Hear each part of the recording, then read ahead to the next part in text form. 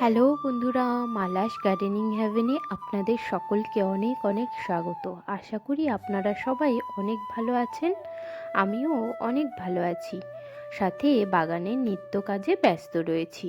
আর এই দিকে দেখুন, কিছুদিন আগে যে পিটুনিয়া ফুলের ছোট ছোট চারা লাগিয়েছিলাম, আর এই যে টমেটো চারাগুলো, সেগুলো বেশ হেলদি রয়েছে আর বাড়ছে। এই দেখুন, এই গাছগুলি কত সুন্দর হয়েছে। আজকে ছাদ বাগানে এসে আমার এত আনন্দ হয়েছে, সেটি ধারণা করবার মতো না। কেন, সেটা আপনাদেরকে আগেই বলছি। সবার আগে এই গাছগুলোতে মাটি বেশ শুকনো হয়ে গেছে, এগুলোতে জল দিতে হবে। চলুন প্রথমে জল দিয়ে দিই। এবার জল দেওয়ার জন্য আমি এখানে কি নিয়ে এসেছি বলুন দেখি। এগুলো চাল ধোয়া জল আর ভাতের মাড়।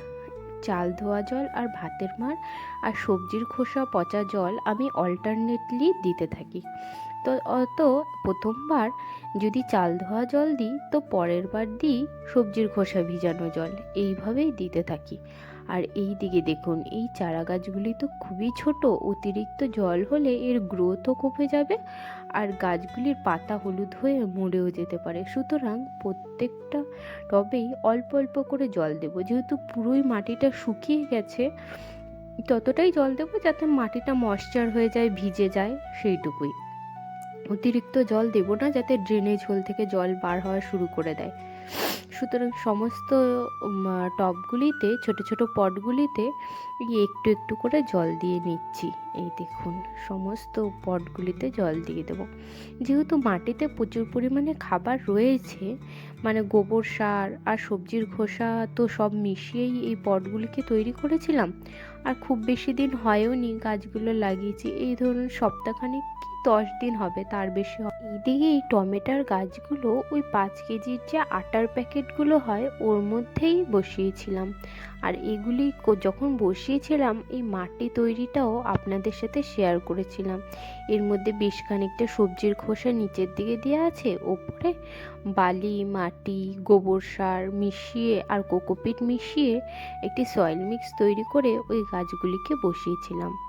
আর সমস্ত গাছগুলি এখন হেলদি রয়েছে। এত ছোট চারা বসিয়েছি, সাধারণত লোকের তো মরেই যায়, কিন্তু আমি যেহেতু জলটা একটুখানি পরিমাণ মাফিক মেপে মেপে দিই, সুতরাং আমার গাছগুলো এখনও একটিও মরেনি আর সবগুলি বেশ সুন্দর হেলদি রয়েছে। আর এই গাছগুলি মোটের উপরে 3-4 দিন আগেই ছোট ছোট লাগিয়েছিলাম। আর এইগুলো দেখুন, আমার এই গাঁদা ফুলের গাছগুলো বেশ সুন্দর হেলদি গ্রোথ রয়েছে আর গাছগুলো খুব সুন্দরভাবে বাড়ছে। আর আজকে দেখুন, প্রত্যেকটা গাছের গোড়ায় পুরো সাদা হয়ে গেছে আর শুকিয়ে এসেছে। আজকে সব কটা গাছেতেই জল দেব।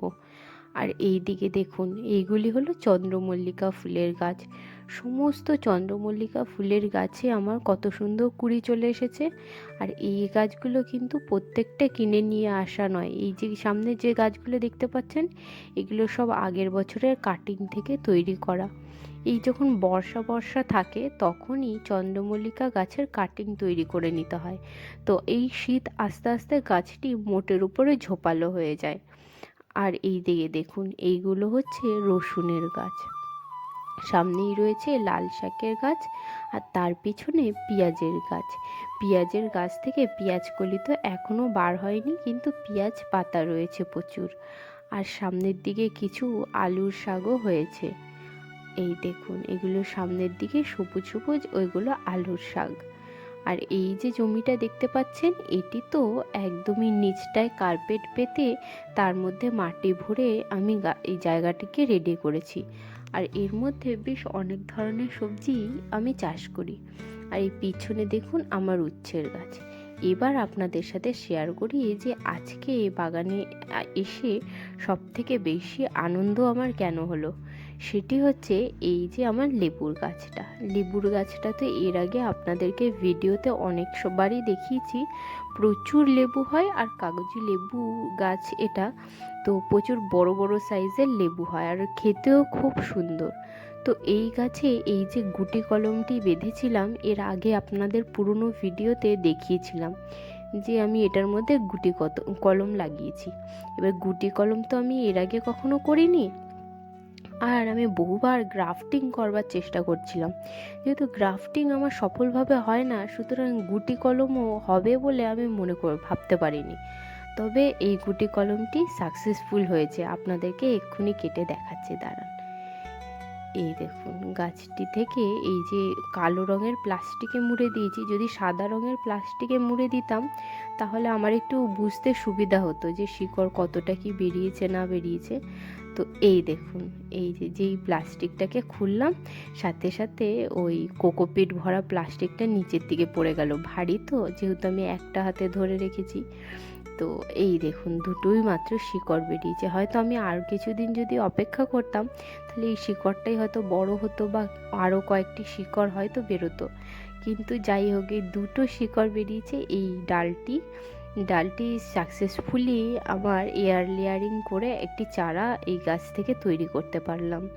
তো এটা খুবই আনন্দ হচ্ছে, আমি ভাবতেও পারিনি যে প্রথমবার করেই যে এয়ার লেয়ারিং সাকসেসফুল হবে।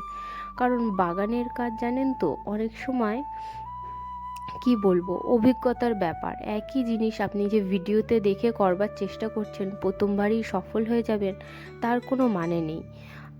এটা একটা প্র্যাকটিসের ব্যাপার, বারবার করতে করতে সাকসেসফুল হওয়া যায়। আর আমি যে প্রথমবারে এই এয়ার লেয়ারিং করে সাকসেসফুল হব আমি কখনো ভাবতে পারিনি। তো যাই হোক, এই ডালটি রেডি হয়ে গেছে, তো এটাকে আজকে বসাবো। তো এইখান থেকে ঠিক ডালটাকে কেটে নেব। তো আমি এখানে ব্লেডই নিয়েছি, কারণ ব্লেড না কাঁচির থেকে অনেক সহজে স্টেরালাইজ করা যায়।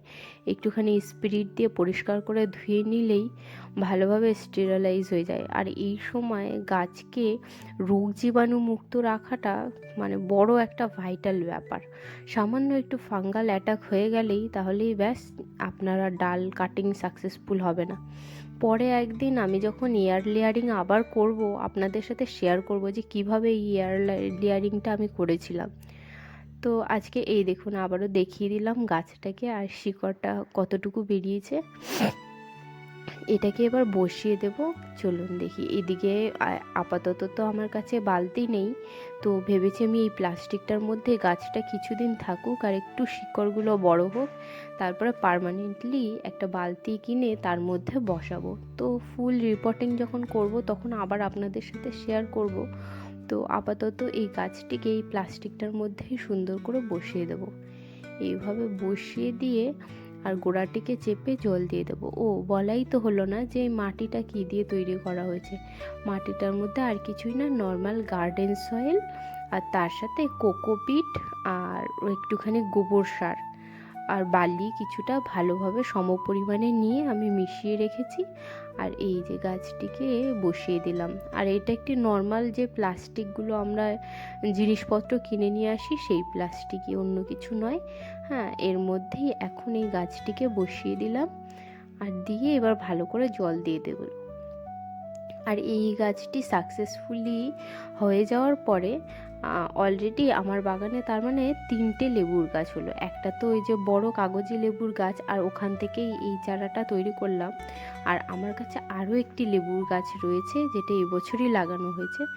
গাছটি ছোট, এখনও কি লেবু হবে আমি তো বুঝতে পারছি না।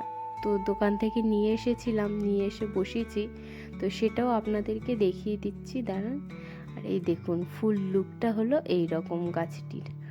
গাছটি একটু বড় হলে ফাইনাল রিপোর্টিং আমি এটার করে দেব। গাছটি দেখে এত আনন্দ হচ্ছে, মানে সে ধারণা করবার মতো না। বাগানের কাজ এমনই, প্রচুর আনন্দ হয়। বিভিন্ন কাজের মধ্যে ব্যস্ত থাকতে থাকতে এইখানে এসে একটুখানি শান্তি পাওয়া যায়। আর এই দেখুন বন্ধুরা, ভিডিওটি যদি ভালো লাগে তবে লাইক, শেয়ার, সাবস্ক্রাইব করে আমার পাশে থাকবেন। আমি গার্ডেনিংয়ের বিষয়ে এই ধরনের ভিডিও আনতে থাকবো। আর যদি আপনাদের গার্ডেনিংয়ের রিলেটেড কোনো প্রশ্ন থাকে তবে আমাকে অবশ্যই কমেন্ট বক্সে জানাবেন, আমি যথাযথ উত্তর দেওয়ার চেষ্টা করব। এই দেখুন, এই হলো এই গাছটি। আর ওই দিকে রয়েছে আরেকটি লেবুর গাছ, দাঁড়ান আপনাদেরকে এক্ষুনি আমি দেখাচ্ছি। এই যে আরেকটি লেবুর গাছ, এই যে দেখুন, এই যে এর গাছে গোড়ায় আরেকটি ফুলের গাছও হয়ে রয়েছে। তো ফুলের গাছটিকে আমি তুলে দেব খুব শিগগিরই। আর শুধু এই লেবুর গাছটি এই টবটার মধ্যে থাকবে। গাছটিতে এখন নতুন পাতা বেরোচ্ছে। নর্মালি লেবু গাছ তো এই ডিসেম্বর মাস শীতে তো ডরমেন্সিতে থাকে, এরপরে ফুল আসবে, ফল ধরবে। আপনাদের সাথে ব্লগে তো অবশ্যই শেয়ার করব। তবে আজকের মতন এইটুকুই বন্ধুরা, দেখা হচ্ছে আবার কাল একটি নতুন ব্লগে। সবাই ভালো থাকবেন, সুস্থ থাকবেন। আজকের মতন টাটা বন্ধুরা।